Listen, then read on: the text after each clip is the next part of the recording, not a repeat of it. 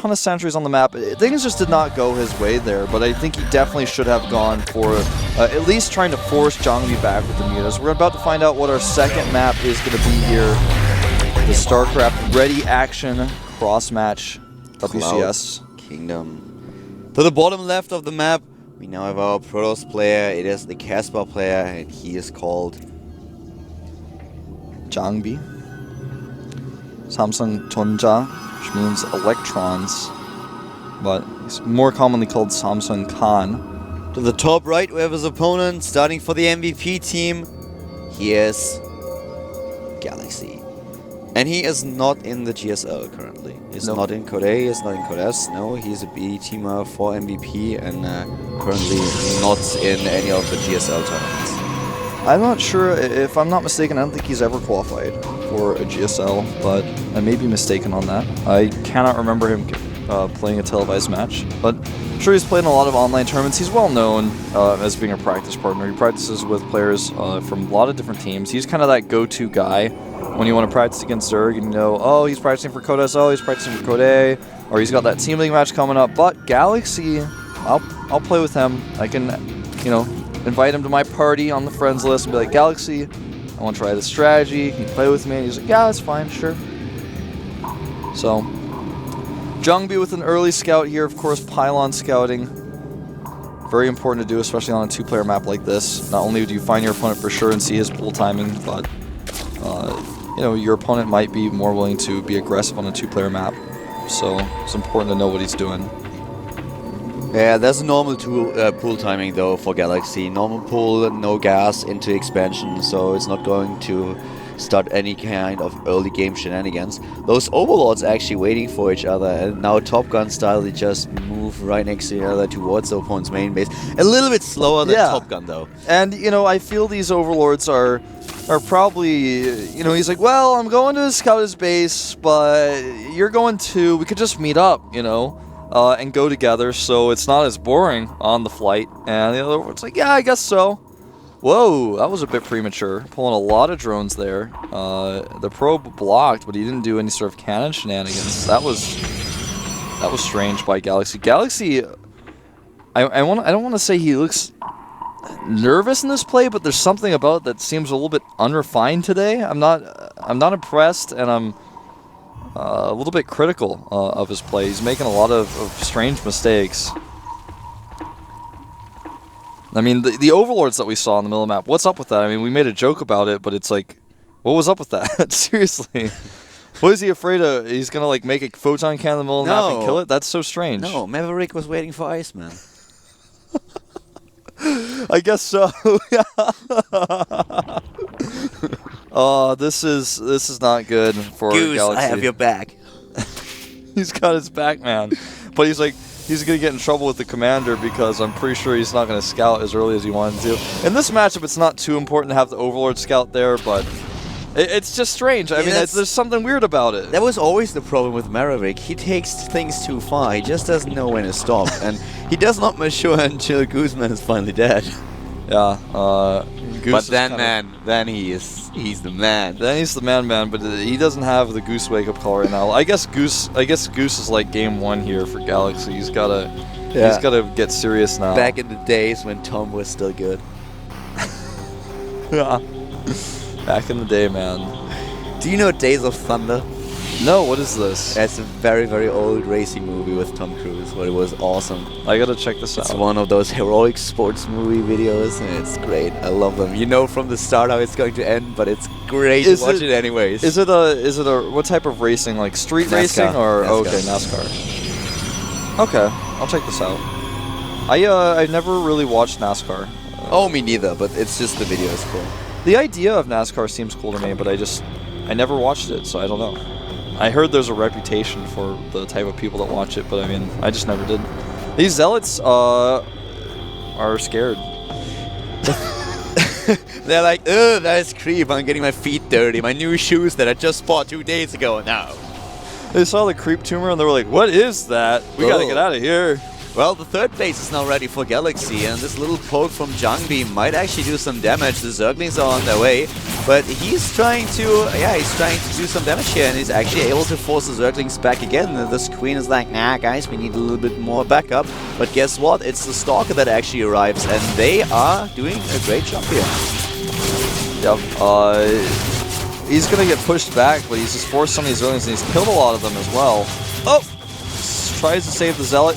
Needs to get that Ling. Get those Lings. They're off creep. No, Queens, what are you doing? That's the one thing you don't want to do. I know you have some energy for the transfuse, but still. And he will transfuse. Yeah, but he can only transfuse the other Queen. Yeah, nice targeting by Jungbi. This is great by Jungbi. This is a lot more aggression that he should be able to do at this point. Look how many Zerglings suddenly Galaxy has to build. 18. And the Queen, if he targets it, will still die. If he gets the Queen and gets out, oh man. Losing the Stalker is definitely a problem here. That's something that I would have expected Jungbi to do a little bit better. But as long as there's no speed, he is great, doing well. And he's taking an early third. Early third, and with the amount of damage he's done, it makes a lot of sense. All he needs to do is make a cannon there, start his gateway wall, and I'm pretty sure that's exactly what he's going to see, a cannon on the production tab. Speed is not done yet, and until it is, he is going to be fine. He's going to get out of here, actually. Jungbi with a great aggressive opening here. And part of the problem is Galaxy did not react as well as a top-notch Zerg would have, I feel. Didn't really read the situation well, but at the same time, Jungbi has made this work in a way that hardly anyone is trying to make work right now. I remember back in the days of the beta, when a lot of foreign tournaments were going on, Tester and players like Noni were actually going for this 2-stalker rush off of one base. And this is similar to that. Oh, catching a stalker here or two, though. And now that third base is a little bit exposed. I think there's only one cannon there. It's surrounded, though. Yeah, the cannon is definitely safe. It's not going to die anytime soon. Probe needs to be killed by that cannon, or needs to cancel a gate where that probe may be spending the rest of its days. He's pretty safe, I guess, as a probe, but he's still occupying supply, and that's not something Jungbi wants. Jungbi wants to make sure all of his supply is useful. He doesn't want to have supply taken up, making pylons faster because of a probe that's stuck between a gateway. But he's attached to the probe. You know, the probe did an awesome job, built the expansion, the cannon, the pylon, like a lot of gates. You want to reward the probe. You don't want to kill it. Yeah, well, that's what Jafar said to Aladdin, man. You want to give him his eternal reward.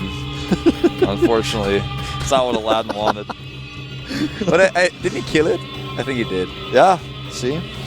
Jungbi, man. That guy is... He's like Jafar. Next thing you know, he's going to wish to be the Sultan. And then he will want to be a genie. Unfortunately, what comes with that is itty-bitty living space, what I heard. Blink is done. +2 is spinning right now. He may try to hit a timing with that, but he doesn't have to. He will need a robotics, and I don't think, as far as I can tell, that he has built that. But being on 3 bases this early, I mean, if he has a bit of time, then Galaxy is... I don't want to use the words in trouble, but he's basically... I mean... He's in a... I think dead is the better word. Well... If Jungbi is playing this right, with this position that he has in the early game... Look at this counter. 4 gates added. He's going to go for a big 3-base Blink Stalker timing. We have seen some players try to do this. Nightend has done something similar to this off 3 bases. Someone did this very recently in GSL. I want to say it was Ace?